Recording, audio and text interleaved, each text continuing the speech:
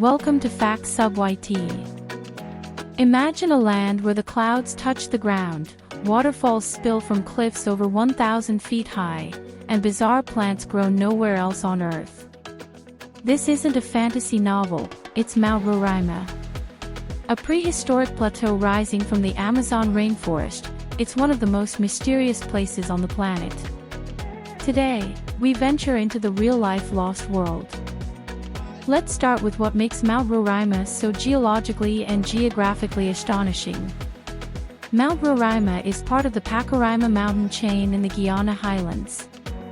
It's one of several tepuis, flat-topped mountains with sheer cliffs that rise from the rainforest like ancient stone islands.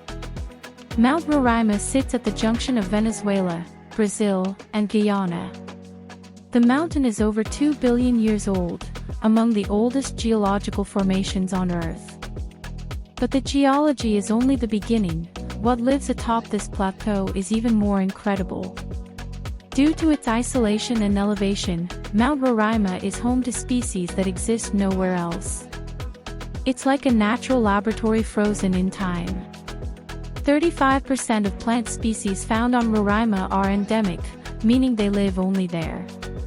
The Roraima bush toad, Oreophrynella quelchii, is so adapted to the surface, it doesn't hop, it crawls and flattens itself to hide in rock crevices.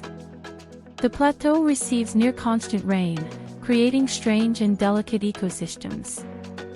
But long before scientists arrived, indigenous peoples believed Mount Roraima was sacred. The Pemon and Kappan peoples of the region regard Mount Roraima as the stump of a mighty tree that once held all the fruits of the world.